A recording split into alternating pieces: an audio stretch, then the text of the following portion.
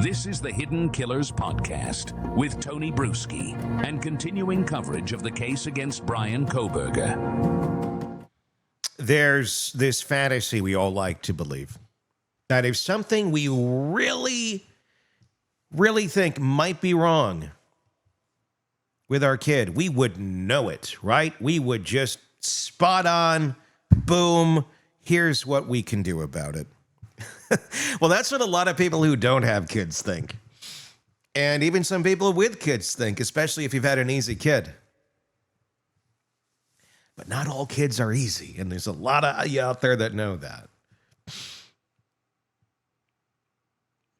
Some people would think the signals would be obvious, like flashing hazard lights. But what if they're not? What if they're subtle? What if they're odd enough to notice, but never quite loud enough to confront? Or you just don't know how to confront them because they're just that odd. And you talk to experts, and you talk to psychologists, and you talk to therapists, and you just kind of do what you think you can do. But at the end of the day, it's you versus a broken brain. What if by the time you do notice, it's already far, far too late?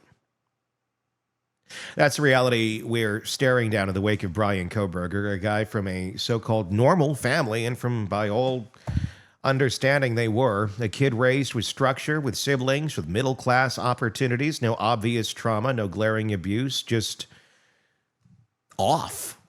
Socially disconnected, emotionally disconnected, psychologically drifting. And nobody really knew how bad it was until the bodies were cold. In this conversation, retired FBI Special Agent Jennifer Coffindaffer and I dig into that side of the story, the part that doesn't fit cleanly into criminal profiles, the part that starts long before a crime scene inside the silent corners of a child's mind. We're talking about the generational shift in parenting, about the kids who get lost between work, schedules, screen time, and the slow erosion of connection. And we ask a brutally honest question. What can you actually do when your kid just doesn't connect with the world the way others do? This isn't about blaming parents. It's not about making villains out of middle-class families who worked their asses off to give their kids a good life. It's about the painful truth that sometimes it's not enough. Because sometimes even when you do everything right, it still goes terribly, irreversibly wrong. We'll talk about that emotional split, that sense of disassociation so many mass murderers seem to carry from a young age. The warmth they want, but can't absorb. The connection they crave, but can't sustain. The family's trying desperately to reach them. And the digital void that reaches back louder. And most of all, we talk about the sheer helplessness of spotting something that you can't actually fix. I want you to let me know what your thoughts are in the comment section on YouTube. If you're not already there, if you're listening to us on the podcast platforms, hit subscribe there, but do check out our YouTube channel. Just search Hidden Killers with Tony Bruschi to be part of that there, and then hit subscribe on YouTube as well. We want to hear your thoughts on this case. So I opened up the conversation with Jennifer by asking the question that haunts every parent, every teacher, every person who's ever seen a kid. They just didn't quite understand. When a child disconnects from the world, when they don't show red flags, but the lights are clearly dimming, what the hell are we supposed to do? Yeah, it's, I think, such a difficult line, right? It's a difficult line. Ramsland actually talked about it very recently, how most of the people who go through her classes, they are fascinated, some even fixated on true crime, on murders, on that psychology of it. But the grand majority become prosecutors or in law enforcement. They don't become mass murderers or serial killers, right? Mm-hmm. So, that's the exact point you're saying. Mm-hmm. And I really think the only people that really know are the parents. Yeah. The people that are around them all the time. And sadly, I think we live in a world that switched over maybe after our generation of parents where, and I'm included in this, where you have parents that aren't at home, where you have both parents working to make ends meet, to try to provide a better life than they had for their kids.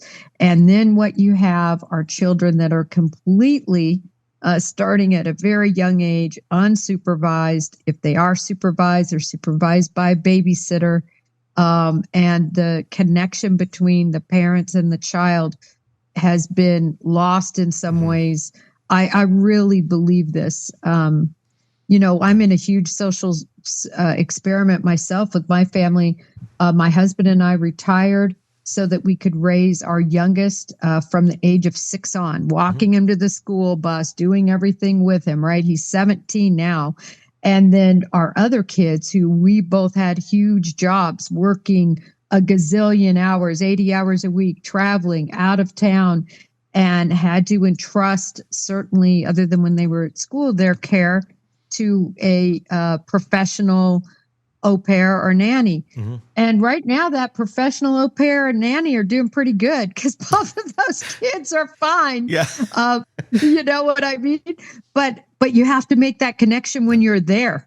That means every second you're there, you're with that kid, so your child, so they know how much they love you. And I think so many parents aren't like that. You look back at, for instance, the shooters in Littleton, Klebold and Harris. I mean, completely disassociated with their parents. You look at Bryan Kohberger, completely dissociated with his parents.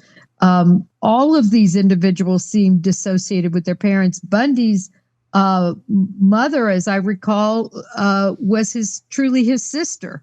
And he didn't find that out till later, right? His parents were really his grandparents, as I recall.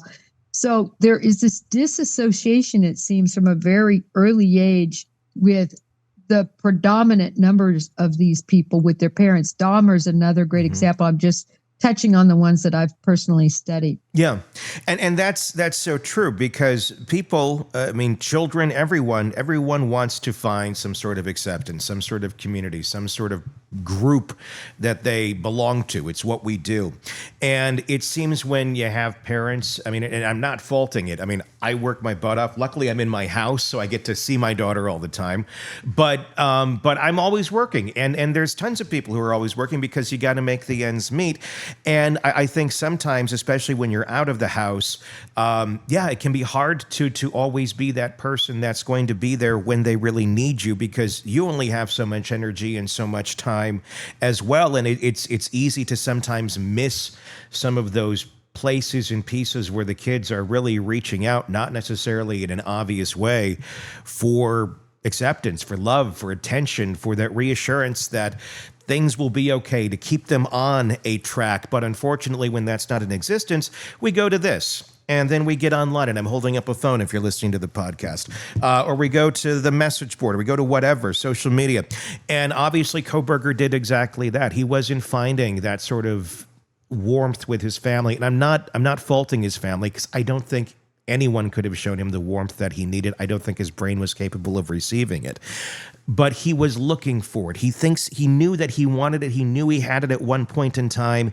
And eventually, he found it online. And as far as we know, it started out with that message board, that community, talking about Visual Snow and other people going, yeah, I can recognize it. I can hear you there.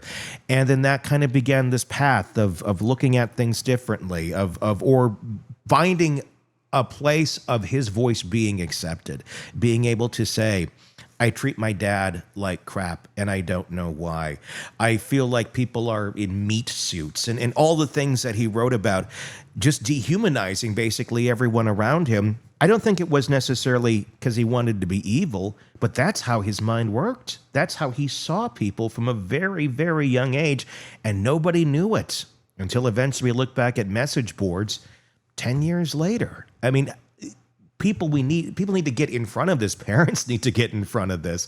But I don't know how on earth we change any of that. You'll have to rewire parents, or start teaching kids from a very young age, hey, when you get to be parents, you got to be looking out for this in your kids. I don't know how we get there.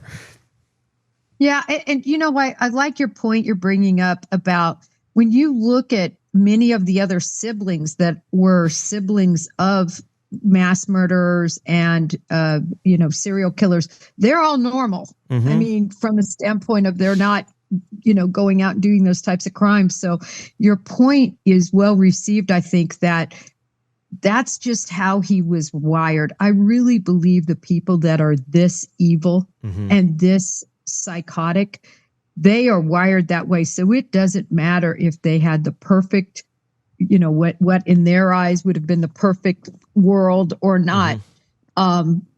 They would have likely ended up this way. That's how I believe. I'm not talking about those in the gang life as an example. Sure, that's a different world. Yeah. It's a different world, but they end up doing the same sort of things. They really become serial killers. Yeah. They kill all the time in all sorts of different instances. They don't care. They have no empathy for life. So they also become serial killers, but I think they are made. These guys who come from, quote unquote, a pretty normal background with no red flags, their siblings are doing great. The normal issues you have, right? But, I know his parents went through a couple bankruptcies. His dad was, I think, worked not in the janitorial side, but in the mechanical side of the school. But, great middle-class family from all accounts that didn't mistreat him in any way. And look at what happened. So I agree with you. It's deep-rooted and nothing you can probably ever spy. Well, and the thing is, what kind of resources exist for parents like this? And you have a kid, you got other kids, and everybody seems happy and healthy, and you're raising your son the same way. And that's just the assumption I'm making here. And he's just off, and there seems to be nothing you can do to fix or change this. Yes, there's psychologists. Yes, there's therapists. Very limited if you don't have a lot of money. And if you do, even then, still can be a bit limiting on what's out there in terms of an overall overarching, this is how we're going to function as a whole, as a society, to help you get where you need to go. It's very kind of one-off. Okay, for this 1 hour a week, we're going to talk over here and hope this is going to fix everything. That seems to not work very well with some of these minds. And as a parent, you don't have a lot of resources or anything you can do if you have a kid that has these sort of issues, other than, well, let's try and get them help. But quite often, you're just kind of got your hands tied and hope to God that the kid doesn't go do something horrible while under your watch. Yeah, it's such a low percentage, as we've discussed. People who commit these types of crimes. Can it be spotted?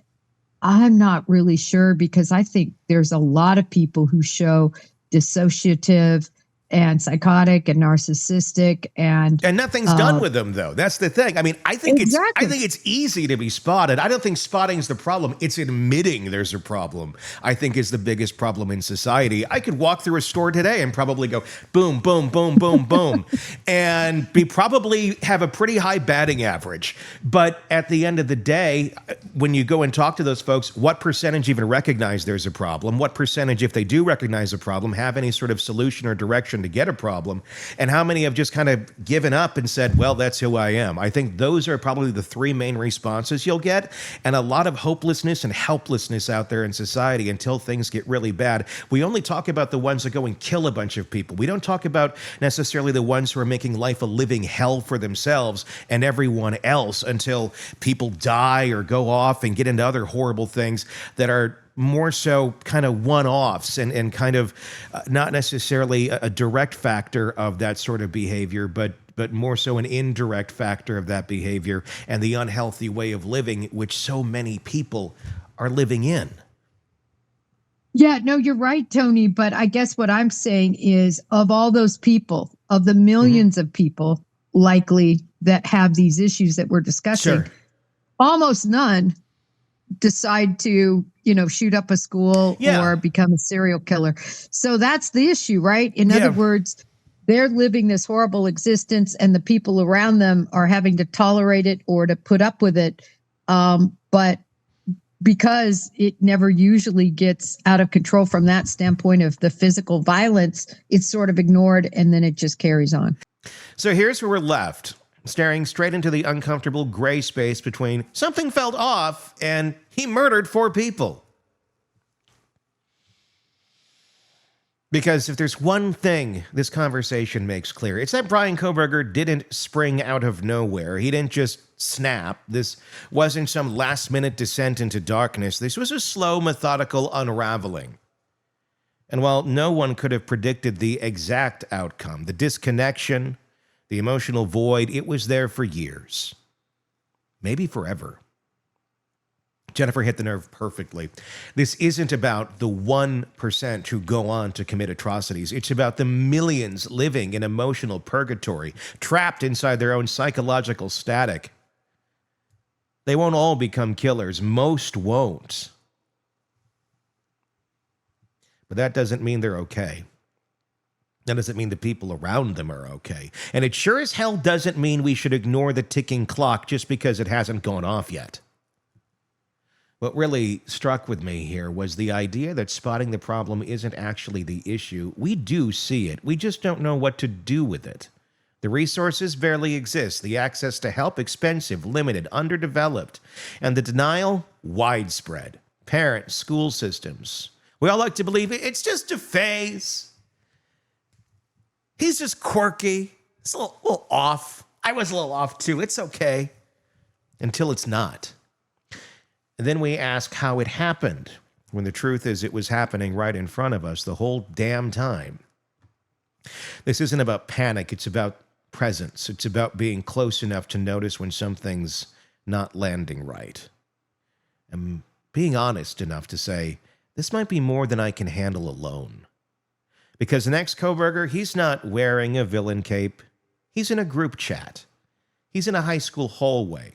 He's sitting alone in the cafeteria, stewing in resentment and confusion. And if no one sees him, really sees him, he's going to look for someone who does. Even if that someone is a message board full of rage and narcissism and nihilism. So where does that leave us? Hopefully,